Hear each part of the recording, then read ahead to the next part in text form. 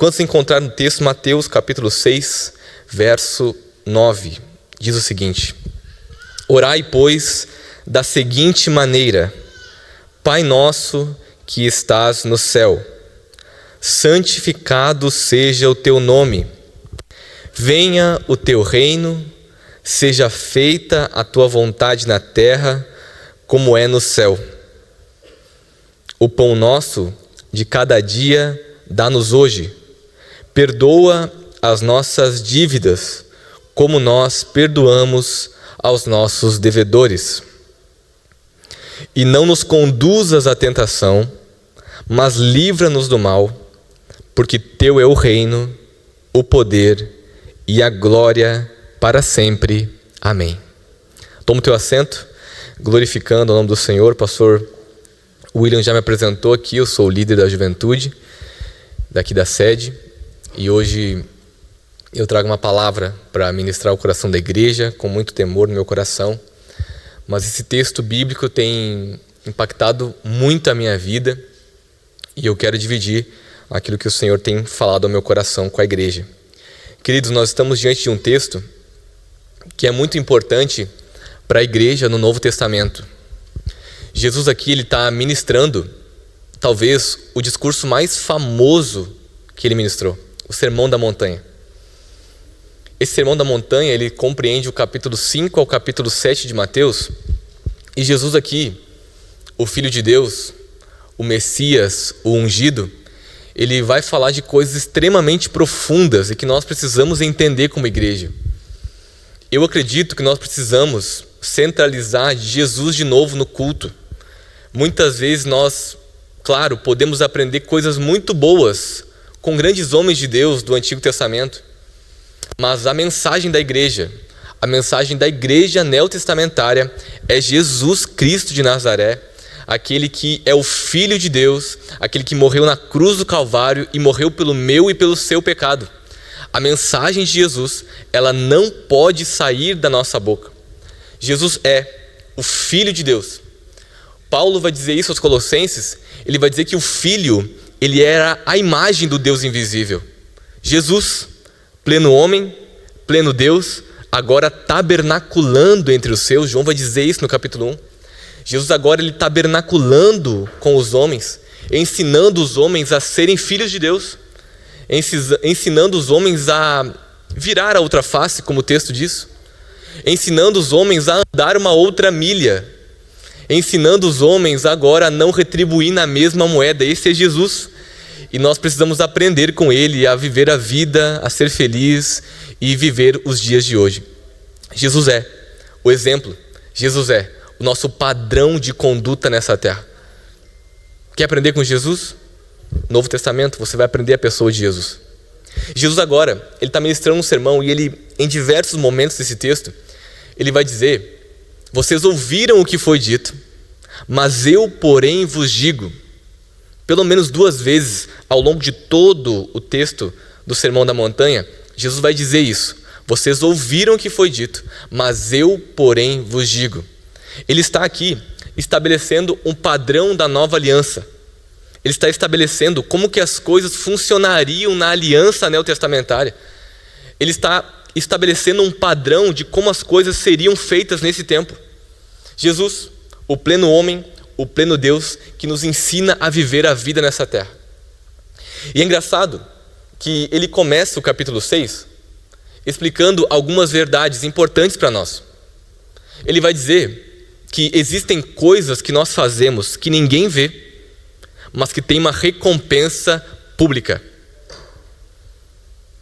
Ele diz que tem coisas que nós fazemos quando ninguém está vendo, que existe uma recompensa notória, pública para todo mundo. Capítulo 6, ele diz o seguinte: vocês, quando derem esmolas, não deixe a tua mão esquerda saber o que faz a tua mão direita, no versículo 3 do capítulo 6. Ele diz também que para aqueles homens que estavam ouvindo o seu discurso, que eles não podiam orar como os fariseus, nas portas dos templos, nas esquinas, mas antes de tudo, eles deveriam fechar a porta do seu quarto e orar em secreto, porque aquele que ora em secreto, glória a Deus, aquele que ora em secreto, o Pai recompensa publicamente. Ele também fala de uma outra coisa, que nós precisamos fazer em secreto para que o Pai recompense publicamente. É a esmola, é a oração e é o jejum. Versículo 16 do capítulo 6. Mas tu, quando jejuares, não sejais como os hipócritas, de semblante triste, porque desfiguram a face, para que aos homens pareça que jejuam, mas em verdade eu vos digo que eles já receberam a sua recompensa. Mais uma vez um exemplo de coisas que nós fazemos em secreto, que são recompensadas em público. E eu preciso dizer isso aqui para você. Cuidado com o que você faz no secreto. A recompensa pública aqui, ela pode ser positiva ou pode ser negativa. Aliás, Deus é o único ser que consegue ver em secreto. Ele diz, aquele que te vê em secreto te recompensa publicamente. Deus é um Deus que sonda as intenções do nosso coração. Deus, ele conhece o âmago da alma do homem. Deus, ele é aquele que sonda as intenções mais profundas da nossa vida, e Ele é o único que vê em secreto. E eu não sei se isso te assusta ou te alegra, mas existe um Deus que contempla a nossa vida, contempla o nosso futuro, o nosso coração, as intenções que permeiam a nossa alma. Deus, ele vê no secreto. Deus, ele vê no secreto. E ele ensina os discípulos. Ele não ensina os discípulos a pregar. Ele não ensina os seus discípulos quando ele se assenta, um judeu quando se assenta aqui, ele está estabelecendo o padrão da nova aliança. Assim como Moisés subiu no monte, ele sobe no monte, estabelecendo um novo padrão. Ele se assenta para ensinar, a multidão se achega e ele ensina a orar. Nós estávamos recentemente numa série de mensagens aqui nos Jovens, no Rota, aqui embaixo, e nós estávamos falando sobre as disciplinas espirituais. Nós falamos sobre o jejum, nós falamos sobre a leitura da palavra e nós falamos sobre a oração. E falar sobre a oração é um desafio. Falar sobre oração é guerra, é batalha. Tem gente por aí dizendo que oração é consultar aquele que já viu o teu futuro. Mas para o crente não. Oração fala de intimidade com Deus. Oração fala de conhecer a mente de Cristo. Oração fala de nós termos a vida de Deus agora através do Espírito habitando no nosso coração. Isso é oração. E Jesus não ensina os seus discípulos a pregar. Ele não ensina a qualquer outra coisa, mas ele ensina algo que depende da nossa vida espiritual. Ele ensina algo que depende do nosso dia a dia. Ele ensina algo que toda a nossa vida, o nosso relacionamento com Deus está baseado na oração. E ele começa dizendo, mas tu quando orares, ore da seguinte maneira, Pai nosso. Perceba que Jesus ele não diz assim, Pai de Jesus que está no céu.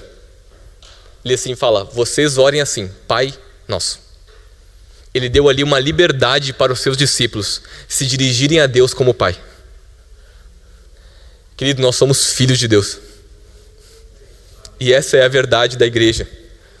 Nós somos filhos de Deus. Abra tua Bíblia comigo, João. 1 João, capítulo 3. 1 João, capítulo 3. Primeira epístola de João.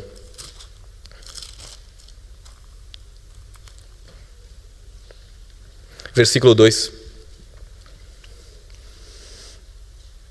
1 João, capítulo 3, verso 2, diz, amados, agora somos filhos de Deus, e ainda não se manifestou o que havemos de ser, mas sabemos que quando Ele aparecer, haveremos de ser semelhantes a Ele, porque haveremos de vê-lo como Ele é. E qualquer homem que tem nele essa esperança, purifica-se a si mesmo, assim como Ele é puro. A verdade que permeia a nossa vida é que nós somos filhos de Deus. E eu não sei como foi a tua relação com o seu pai, e domingo passado foi dia dos pais, e chega aquele momento na rede social onde nós conhecemos o pai de todo mundo, né? Meu pai está lá, eu posto foto com meu pai é o melhor, meu pai é o mais bom, o mais melhor de bom de todos, né? Os jovens principalmente postam muita foto dos pais, no dia dos pais, isso é legal. Mas o Senhor diz que nós que somos homens maus, sabemos dar boas coisas aos nossos filhos, quanto mais o nosso Pai dará bens ou o Espírito Santo aos que lhe pedirem. Querido, você pode ser um pai muito bom, mas você vai cometer erros com o seu filho. Eu não sou pai ainda, mas eu tenho certeza de uma coisa: quando eu for pai, eu vou errar. Talvez a nossa relação com o nosso pai terreno tenha nos impedido de viver a nossa relação com o nosso pai celestial. Porque o pastor Leandro Brizotti sempre fala isso numa frase que marcou meu coração uma vez que eu ouvi ele falar.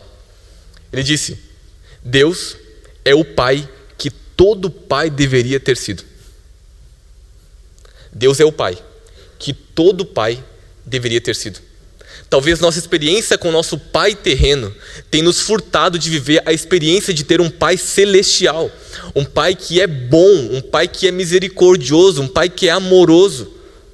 Deus é um Deus de amor. Nós ouvimos a conferência missionária, aquele missionário contou as atrocidades que um pai longe de Deus pode fazer a seu próprio filho. E nós vivemos uma geração onde a paternidade ela tem ficado cada vez mais escassa. É pais que abandonam seus filhos. São pais que são bons em um momento e nos outros momentos de dificuldade eles vão embora. Eu não sei se essa é a tua realidade, mas eu vim dizer para você que você tem um pai que é bom, e eu não sei como foi a tua realidade nessa terra, mas o pai que te espera no céu é um pai de misericórdia, um pai de amor, um pai de graça. Recentemente nós fizemos um curso aqui na igreja, eu e minha esposa, um curso de homem ao máximo, mulher única, tem aqui na estrutura familiar. E em algumas aulas do curso, tinha uma disciplina, uma matéria, chamada Pais Ausentes. E o Senhor, o Espírito Santo marcou o nosso coração naqueles dias. Porque nós estamos transicionando de uma geração que viveu sem o pai terreno, para agora ser um pai de família, um pai de multidões. E isso é grave porque antes os pais estavam ausentes. Agora os pais estão dentro de casa, mas eles não se posicionam como pai. Eles não amam como pai. Eles não servem como pai. E essa é a verdade, porque Deus é um Deus que é o pai que todo pai deveria ter sido. Nós precisamos pensar nisso.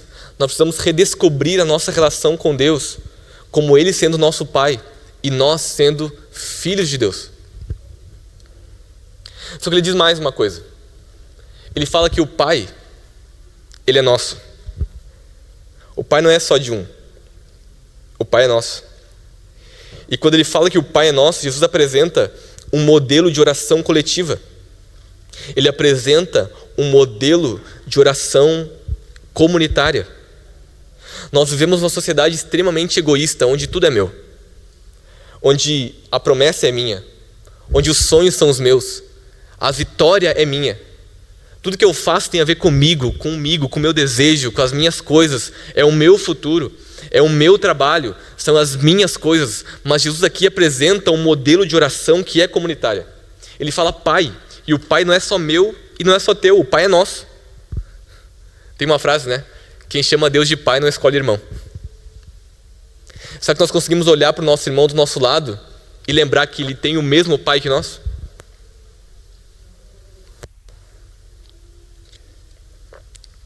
Se o pai é nosso, nós somos irmãos agora.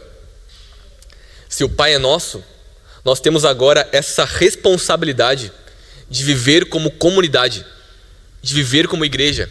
Igreja subentende-se um lugar de pessoas não que são perfeitas, não que são melhores do que os outros. São pessoas que entenderam uma verdade, que sem Jesus não tem como ver essa vida. Sem Jesus a vida lá fora é triste. Sem Jesus a vida é sombria, mas com Jesus nós temos família. Ele faz o órfão habitar em família. Igreja é um lugar onde nós prestamos contas uns aos outros. Igreja é um lugar onde, se alguém está triste, alguém senta do teu lado e fala assim: meu irmão, como é que você está? A mesa é importante para a igreja. Porque você quer conhecer alguém, Santo Agostinho dizia isso: não pergunte o que ele faz. Não pergunte qual é a ocupação dele. Pergunte quem ele ama. Igreja é um lugar onde eu falo meus pecados para você: irmão, me ajuda em oração. Eu não consigo vencer isso. Igreja é um lugar onde você abre o teu coração para mim, eu abro o meu coração para você, e não tenho o que falar, nós somos todos filhos de um mesmo Pai. E essa é a oração que Jesus apresenta, um modelo de oração coletiva. E ele segue dizendo que é um Pai que é nosso, e esse Pai está no céu, e o nome dele é santificado. Querido, santificado é a palavra usada no texto bíblico para dizer que nós somos separados. Santificação significa separação. E pensando nisso, nós precisamos entender um lugar de um Pai, de um Deus que é nosso, de um Pai que é nosso, e nós temos intimidade com Ele, assim como nós entramos na casa do nosso Pai, abrimos a geladeira, temos essa intimidade com Deus. Mas nós precisamos lembrar também que Deus é um Deus santo, e Ele está santificado, ou seja, separado de nós. Então, por mais que o Pai é nosso, e Ele é nosso como família, como igreja, nós precisamos lembrar que Deus é santo, é maravilhoso, está acima de nós. Não é porque eu sou íntimo de Deus que eu não tenho mais reverência com Ele. Não é porque agora eu chamo Ele de Pai, ou de Abba Pai, ou de Paizinho, que agora eu posso chamar de Deus de cara, de meu amigo, de meu brother. Deus, Ele é santo. Ele é poderoso, Ele tem todo o poder na terra, nos céus, debaixo dos céus. E no final da oração Ele vai dizer que o teu é o reino, o poder e a glória. Deus é santo, é sobremaneira maior do que nós. Tem gente dizendo que Jesus, se Jesus estivesse no jardim do Éden, Ele pecava. Que nós somos agora filhos de Deus, Deusinho é, né?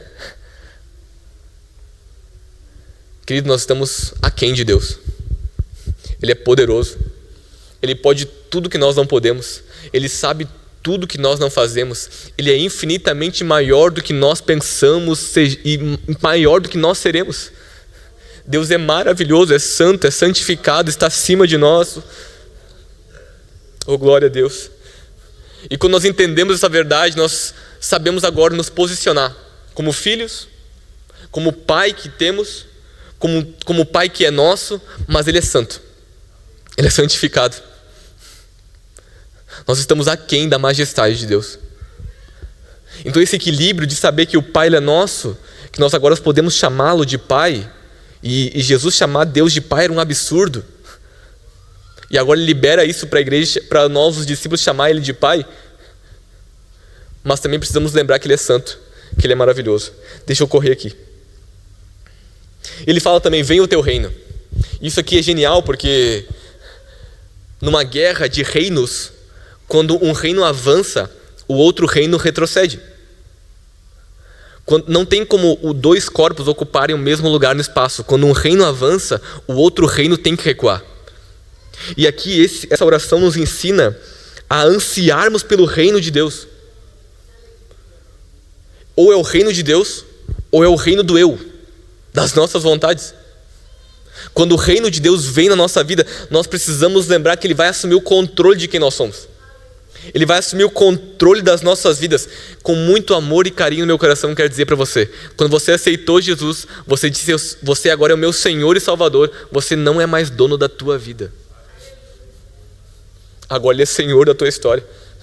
E se eu fosse você, eu confiava nele com todo o meu coração, porque Ele é um Pai bom. Que venha o teu reino. Romanos capítulo 7, 18 a 25, Paulo vai falar sobre isso, sobre uma lei que habitava no seu corpo, e essa lei que habita no seu corpo faz ele fazer o que ele não queria fazer.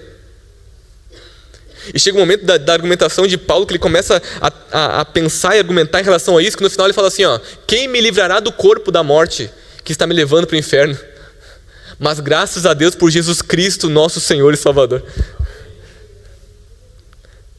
O reino de Deus, quando Ele vem nas nossas vidas, nós agora temos um dono, temos um Senhor, e não andamos mais sem dono, sem rumo, sem destino. O reino da vontade de Deus. E também Ele faz um outro anseio, que venha o teu reino, e que seja feita a tua vontade na terra, como ela é feita no céu. Querido, Deus nos chamou para sermos embaixadores do reino de Deus na terra. 2 Coríntios, capítulo 5, versículo 20, a parte A. Nós somos embaixadores do reino de Deus. O anseio de um cristão maduro é que a vontade de Deus seja feita na terra. Nós olhamos agora para as coisas horríveis que acontecem no mundo e nós ansiamos o reino de Deus agora. Nós olhamos para a atrocidade que acontece no mundo e nós ansiamos pelo reino de Deus. Nós falamos muito, né? Nós precisamos orar, chorar com os que choram, sorrir com os que se alegram. Mas olhando para as coisas difíceis que acontecem na terra, acidentes, catástrofes, coisas difíceis que acontecem, nós precisamos olhar para isso e ansiar que o reino de Deus se manifeste em nós. Um cristão maduro, quando ele olha para a realidade da terra, ele deseja a realidade do céu. Quem entendeu a realidade do reino de Deus se apresenta como embaixador do reino de Deus. Um embaixador, ele é um representante oficial de um determinado país. Na embaixada americana no Brasil, o território da embaixada é um território americano. Se nós somos agora embaixadores de Deus, a nossa reunião aqui, a nossa vida, a nossa esfera de influência que nós temos, ela precisa ser uma representação do reino de Deus na terra. Ezequiel 37, Ezequiel está dentro do vale de ossos secos. Ele vê uma realidade totalmente difícil, mas ele profetiza. E a realidade do reino de Deus, dos céus, do Senhor, ela invade a realidade terrena. Devemos olhar para os nossos problemas e desejar a vontade do céu. Ele ainda ensina sobre o pão nosso, de cada dia nos dá hoje. Isso aqui fala de uma dependência diária de Deus. Jesus disse, João capítulo 15, sem mim, vocês nada podem fazer. Nós precisamos lembrar que você pode ter 10 empresas, ter muito dinheiro na conta do banco, você ainda vai depender de Deus. Ou você pode ter nada de dinheiro na conta, você ainda precisa depender do Senhor. Depender de Deus é difícil. Depender da provisão do Senhor é difícil. Mas nós não podemos nada sem Ele, Ele é Senhor da nossa vida.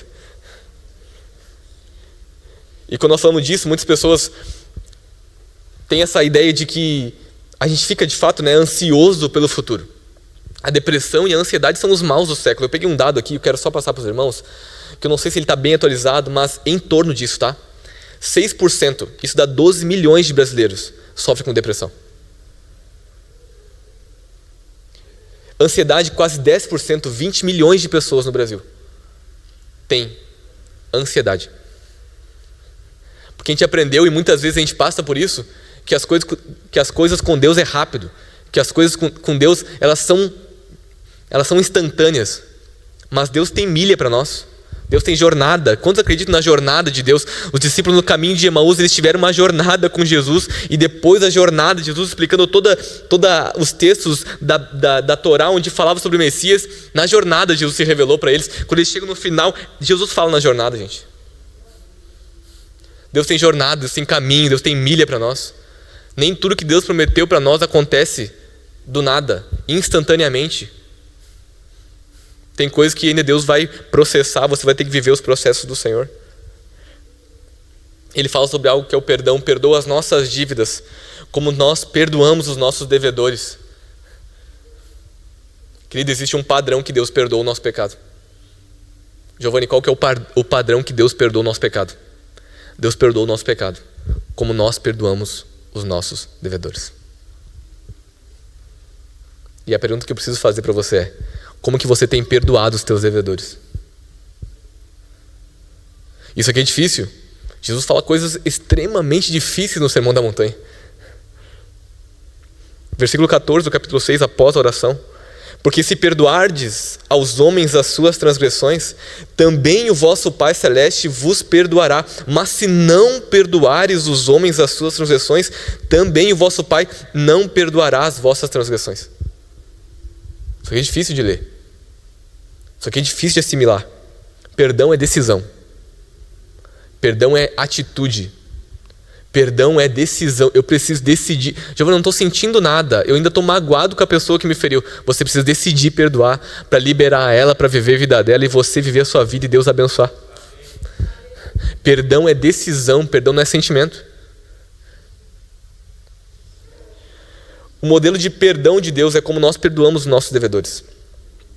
É por isso que existem tantas pessoas rancorosas, magoadas, que não conseguem avançar na corrida da vida, não conseguem ser profundas em Deus.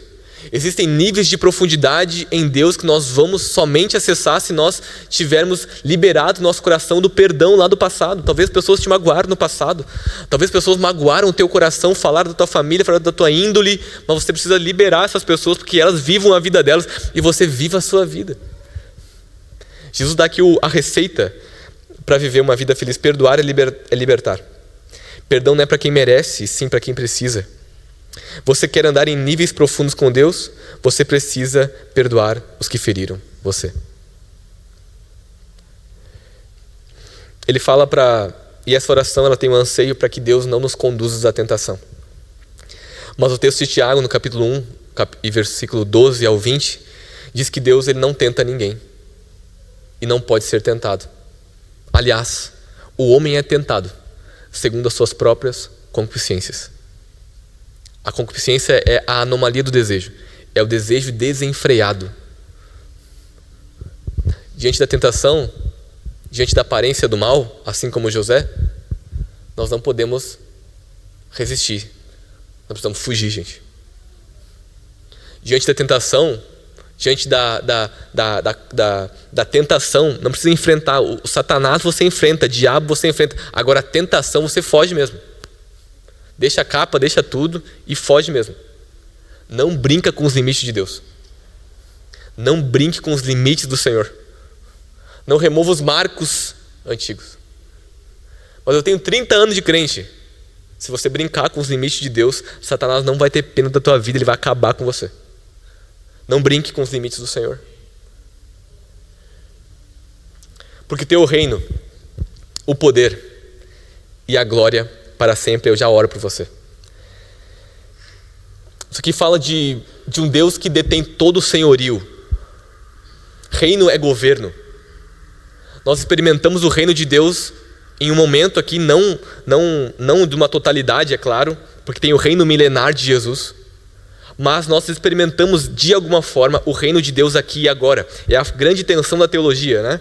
O já é e ainda não. Nós experimentamos pelo governo do Espírito Santo, agora na terra, um pouco daquilo que é o reino de Deus. O reino, o poder e a glória. O reino de Jesus não é desse mundo. João capítulo 18, versículo 36, Jesus diz assim, o meu reino não é deste mundo. É por isso que Jesus não está preocupado com as nossas preocupações na terra.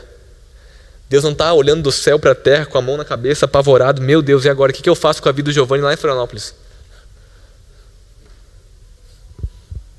Apocalipse capítulo 4, Deus está sentado num alto e sublime trono. Ele governa as nações.